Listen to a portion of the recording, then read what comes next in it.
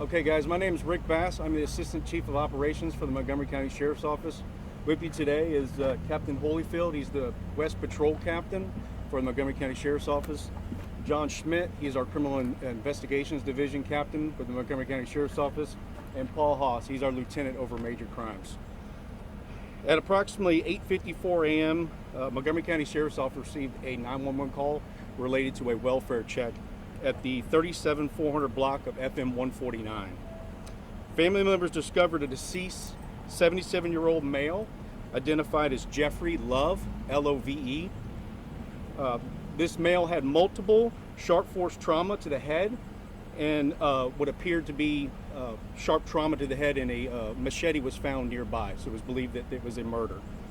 Shortly there before that, at 8:52 a.m., Montgomery County Sheriff's Office received a 911 call of a vehicle crash, which was a head-on collision between a dump truck and a Toyota Grand Highlander. This happened approximately 100 yards from the residence, headed southbound from where we're at right now. Very short distance, only about 100 yards from there.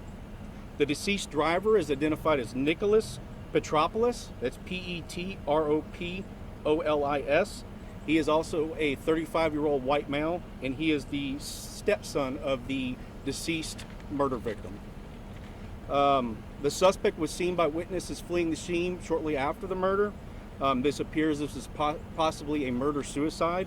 Again, this is all still preliminary information. The driver of the dump truck was transported in stable condition. It appears that he's recovering. There is video evidence that the suspect accelerated and entered into oncoming traffic just shortly there before the collision was observed. This evidence was captured by a witness who had a dash cam that captured the entire incident. This is an isolated incident right now between family members.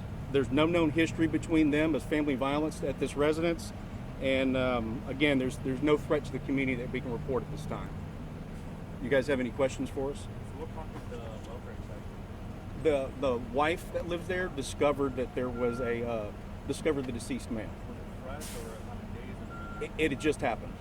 This all just happened. She heard some noises. The suspect was seen fleeing the scene. When she went to check on her husband, she realized that he is deceased. Is she the mother of the suspect? I'm not sure of that information. I'll get back to you guys. I know she's the wife of the deceased, but I'm not sure if she's the biological mother or not. I'll find that out. It's believed so, though. Have you guys been to this before? Have you had any calls for service there before? No calls for service at this time that's been to this location. There has been a call, but it's unrelated, nothing related to family members. I know you were saying at this point, not really much of a history of family violence. Do we know what exactly prompted this particular attack? I'm sorry, say that one more time, sir? Do you have an idea of what prompted this particular attack today? It's still preliminary and ongoing investigations. We don't really know again, we have detectives on the scene for major crimes. They're looking into it, interviewing witnesses. We don't have any new information at the time to report, but when we do, we'll get it to you guys. So the attack was first and he was leaving the scene? Yes, he was seen fleeing the scene. Shortly thereafter, he took a family vehicle from inside the garage. A family member saw this, and again, these two incidents happened within the discovery and the 911 call, and then the vehicle crash happened within 2 minutes of each other. You guys have any other questions? So we know that the wife of the deceased was in the house at the time. Were there any other people in the house? I'm sorry, sir. Could you speak up for me? The wife of the deceased was in the house at the time, as well as the deceased, and then the stepson who fled the scene. Were there any other people inside? Not that we know of at the time. There's a separate residence there too that they're interviewing witnesses, but it's all we know in the time was just that the wife, the son, and the deceased. Do we know if the stepson also live in that home, or who actually lives in the home that this happened? Yes, the stepson does live in that home. More about their relationship at this point. Obviously, they're related, but They're still interviewing family members. There's no indication that there was any type of toxic relationship between the stepson and the father. Do you know about any history of mental health with the stepson? We don't know. There's nothing that we reported right now. There is some indications early on that there was a change in his medication that may have altered his mood, but they're still running down that information. The detectives are at the moment.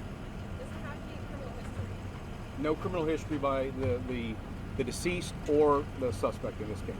And the ages on the- suspect was pronounced deceased as well. Ages on the two? I'm sorry? Ages on the two? The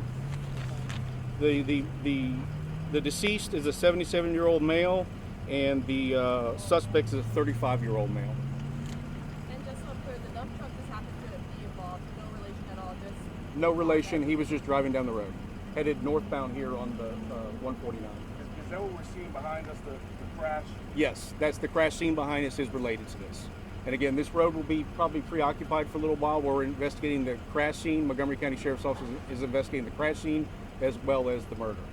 Any other agencies that helped you guys in this investigation? I'm sorry? Any other agencies that No, helped in this? just the Montgomery County Sheriff's Office and the medical examiner's office is here as well too. Thank you guys very much. Appreciate it for y'all's time.